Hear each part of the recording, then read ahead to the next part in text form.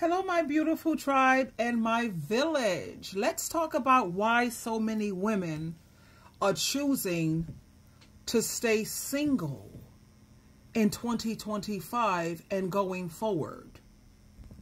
Let's go. If you're all this stuff, this shit going right to court. I'm taking all this to court with. Let me get his ass. Hey, babe. Babe? What you mean, babe?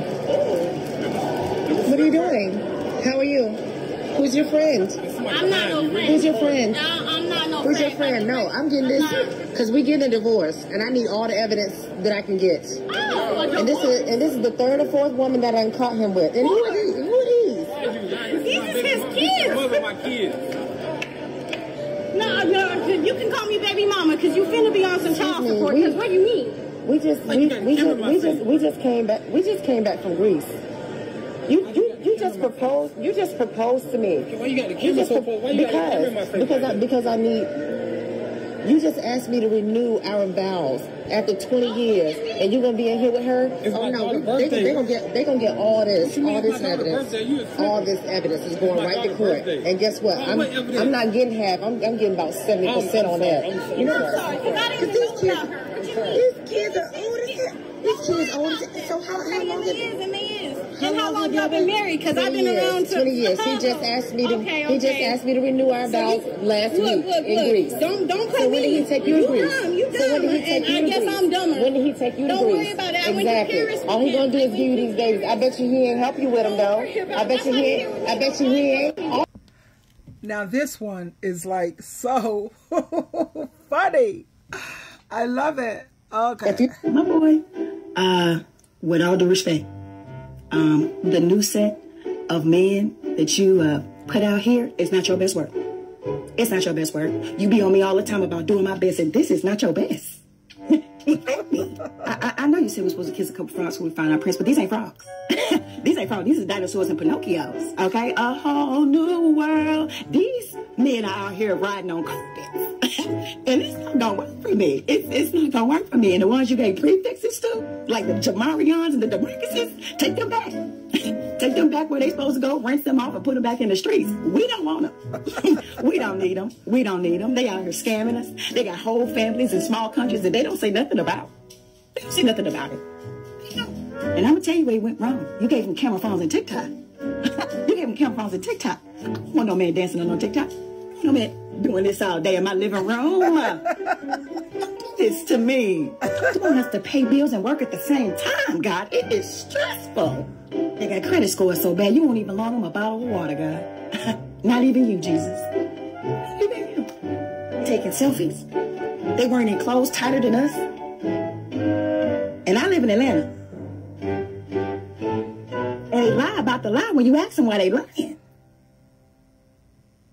Yeah. Well, I'm single because their mattress stink, their balls stink, they do at the gas station, their fingernails dirty, they wear turtlenecks.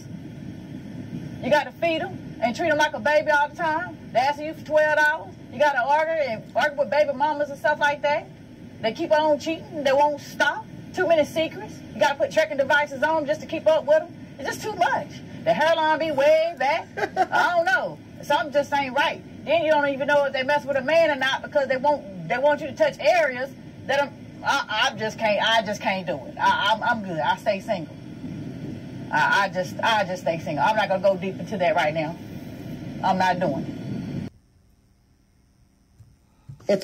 He was able to go to work and he was able to get himself home from. Men have had it with women. They are walking away. Hope you are handy around the house.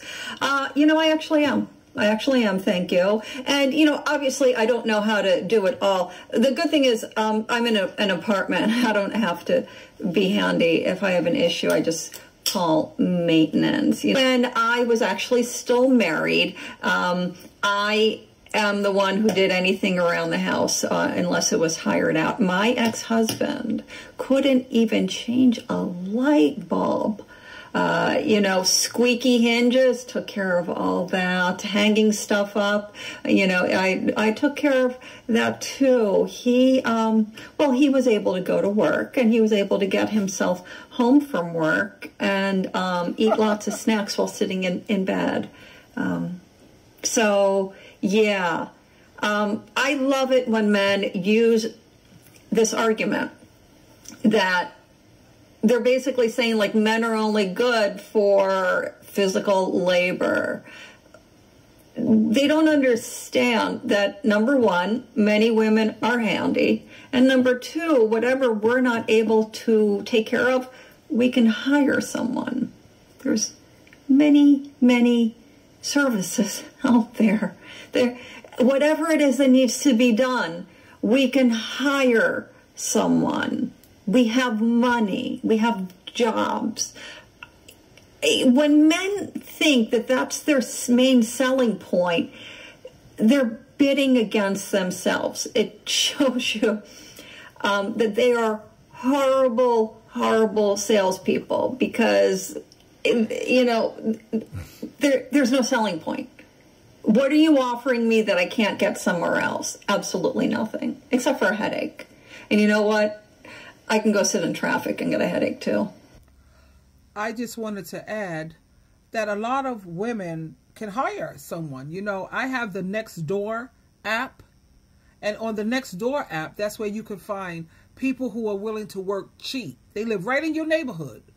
Get the Nextdoor app, and if you need something done, like maintenance in your house, or you need something repaired, or you need somebody to even come and clean because you don't feel like it, and you can get the most reasonable prices. So when it comes to men really don't understand how replaceable they really are. Let's go.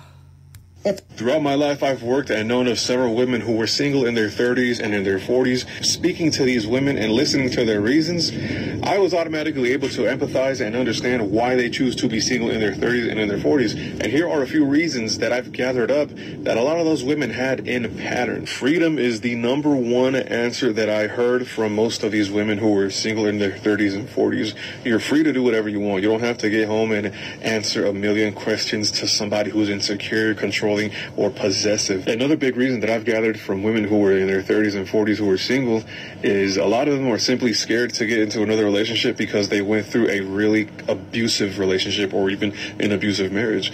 And who can blame them? You got out of a 10, 12, 15 long-term relationship or marriage that was abusive physically, mentally, emotionally, psychologically, and verbally.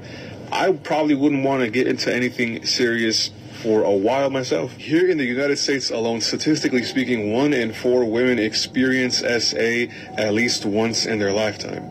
And in most of those cases, it actually comes from their partner at home, not from some stranger down an alley at 2 in the morning. And it's staggering to realize that most of these cases of abuse and domestic violence come straight from within the home. It's actually from your own partner at home, a partner who you should trust.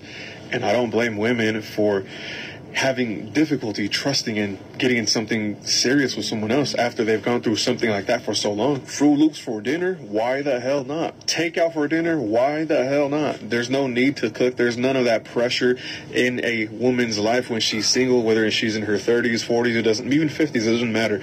There's no more of that pressure. So you don't have to cook if you don't want to. Overall, women who are choosing to be single in their 30s, 40s, and even 50s simply have a better life and a more peaceful life.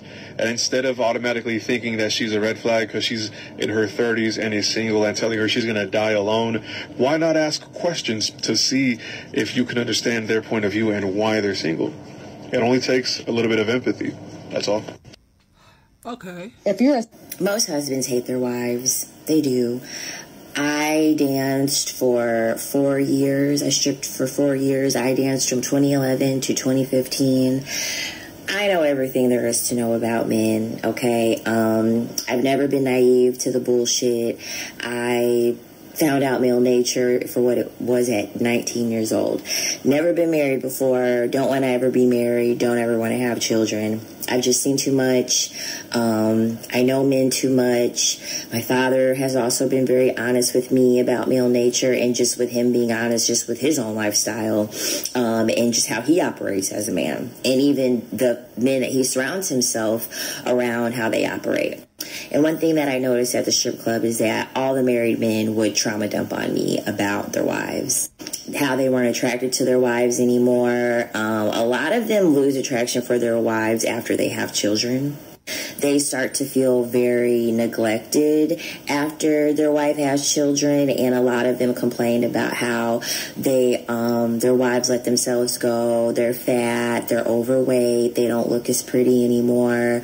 They bicker a lot, they fight a lot, they nag a lot, they complain a lot.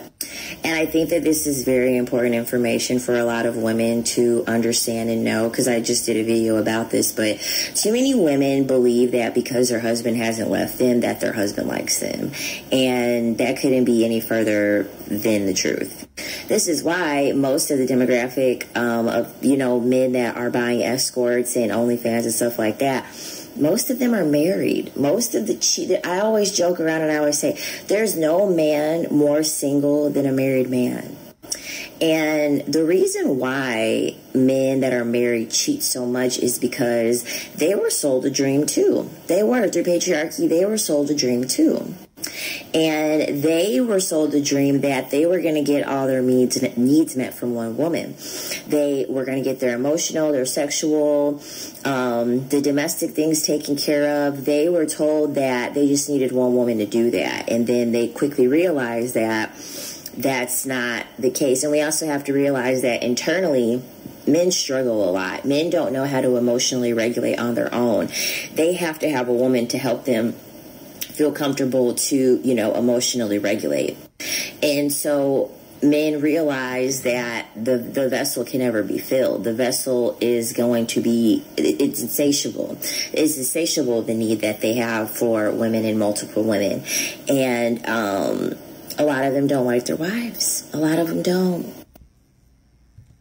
If you're a side, no woman is single in her 30s for any reason other than she values and loves herself, because she could easily not be single if she were willing to settle. Framing being single as, that's because I value myself, that's because I 100%. Love myself. I could go out there and just find somebody. Like, there's a lot of people out there to choose from, and many people do choose to settle. It's very easy to find someone. Yeah. Like, if you have no standards and you are happy with anything and you will put up with anything. With heterosexual relationships, men are not the competition for each other when they are dating a woman. It's they're competing against a woman's solitude. So almost the more comfortable you get with your solitude, the more of a high quality partner you'll get. Oh, yeah. You won't be settling in that exactly. way. Okay, come on, Steve. Good women are choosing to stay single, not because they can't find a relationship, but because they're done settling for ones that drain them. They once believed in love as patience and compromise, but after years of giving more than they got, they've learned peace is better than forced love. They're tired of loving deeply while receiving breadcrumbs, gaslighting, and inconsistency.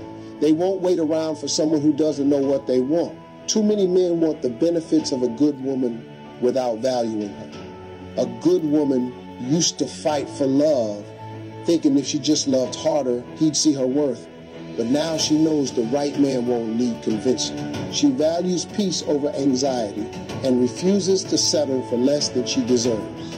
She's single because she knows her worth and understands that being single is a privilege, not a punishment. Her happiness no longer depends on a half-hearted love.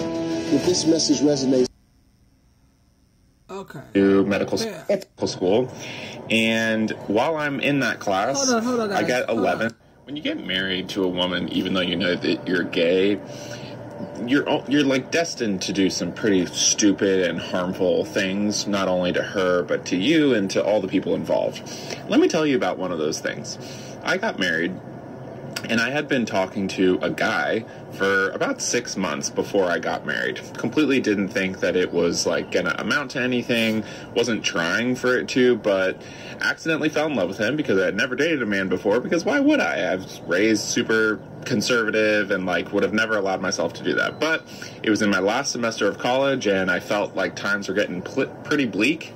And I was about to get married, so why not talk to this random stranger who I met on chat roulette, right? What could go wrong? Anyway, fast forward 6 months, I get married to my wife. She, you know, we're happy. I'm not happy, but, you know, we're pretending to be happy. She's happy, I think. And 3 weeks go by. 3 weeks. And I'm taking a biochemistry course while I'm working on applying to medical school. And while I'm in that class, I get 11 phone calls from her. 11 missed calls. So I think to myself, that's not good. And I immediately knew it was wrong.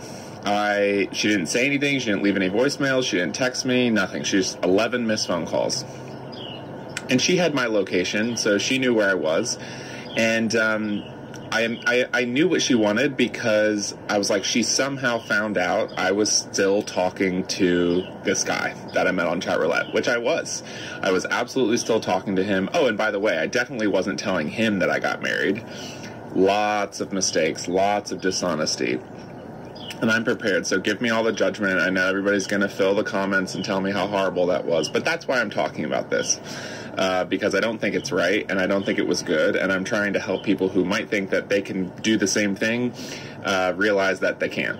So she calls me 11 times. I leave class that day, and I'm going to call her back. I walk outside the building, and she is right there without shoes on, looking like she just saw a ghost or just watched her parents be murdered in front of her. She is horrified. And rightly so. So I knew exactly what the problem was. She obviously found out somehow, and she sat me down, and we wound up having a 3-hour conversation about how she saw my open computer where I was Skyping this guy, and she saw our chat history and everything. 3 weeks into our marriage. That's how she found out I was gay, which is very embarrassing, but that's how she found out. The most powerful thing that you can do as a woman is decenter men in your life. Decenter them. Trust me when I tell you that. This is coming from a man. Believe me when I tell you this. Every single woman that I've known of and that I know of who has decentered men, they're living their happiest life. They're living their best life. They're living a life of absolute peace. At the same time, I also know of women who are still male-centered.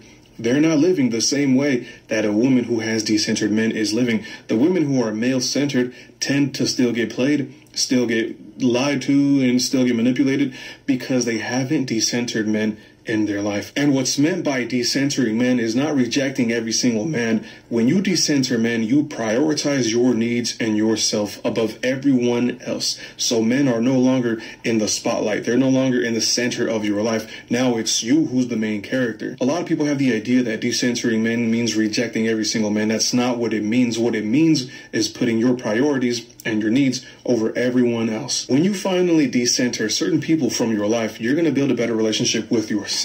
And when you build a better relationship with yourself, you're not just going to allow any person to come in your life who doesn't value you, who doesn't respect you, and who doesn't treat you properly, because you already know what it's like to value yourself, to treat yourself right, and to respect yourself. So if someone doesn't do it the same way you're doing it for yourself, you're not going to allow them. What it truly means to decenter men is no more chasing men, no more seeking their validation, no more thriving off of their attention, no more getting excited about their compliments, no more bashing your own body because they don't like how you look, no more endlessly putting in the effort to try to impress them. Decentering men means you'll have more time to invest in meaningful friendships and in meaningful relationships. It means you're going to value your voice 10 times more. Decentering men means you're going to distance yourself from the male gaze, and you're going to start wearing clothes and putting things on that you genuinely like. Decentering men means you don't have any time or energy to play therapist for a broken man. It's not your job to fix anyone. Decentering men is not about hating men at all. It's not even about disliking men. It's about putting yourself first above everyone else,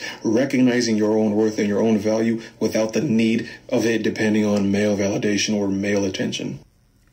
So there you have it, my beautiful tribe and my village. No, she's not broken. She's not bitter. She's not waiting. She's choosing silence over shouting matches. She's choosing peace over pretending. She's choosing herself and not apologizing for it. And the reason why you have a lot of these men who stay with women that they don't really love, I mean, come on, let's think about it. Free labor, around the clock nurse care when they're sick, a caretaker. I mean, that's a built-in mammy, and women are not choosing that anymore. The world told her she needed a man to feel like she has some type of real worth and value, that her worth was in a wedding ring, that her purpose was in a diaper bag, that her legacy had to come from labor pains. However, women are seeing something different, totally different. She saw women drained dry, smiling wide while dying inside, giving their all and getting so little in return. And what I've noticed is that in order for these married women or women in these relationships to keep some kind of peace, they have to do over 90% everything his way. That's the only way to keep the peace. So she says, hold up. That's not what I want for my life. No more shrinking to fit a title. No more giving free labor and fake smiles. No more being the backbone of everybody else's dream while hers collect dust on the shelf. She's not cold. She is clear. She is not heartless. She is healed. She didn't give up on love. She just gave up on losing herself to get it. Being single is not a death sentence. It's making a decision to live your fullest life. And it's saying, I'm enough. I am more than somebody's wife, more than somebody's mom. I am a full chapter, not just a supporting role in somebody else's story. So no, she's not sad. She's not lonely. She's not desperate for a label. She's free. She's focused. And she is full of purpose. She's not interested in being chosen. She's already chosen herself. She didn't choose to be single because no one wanted her. Oh no, child. Getting a man is like the easiest thing you can do. She chose to be single because she finally woke up and decided to choose herself. Twinkle, twinkle, twinkle.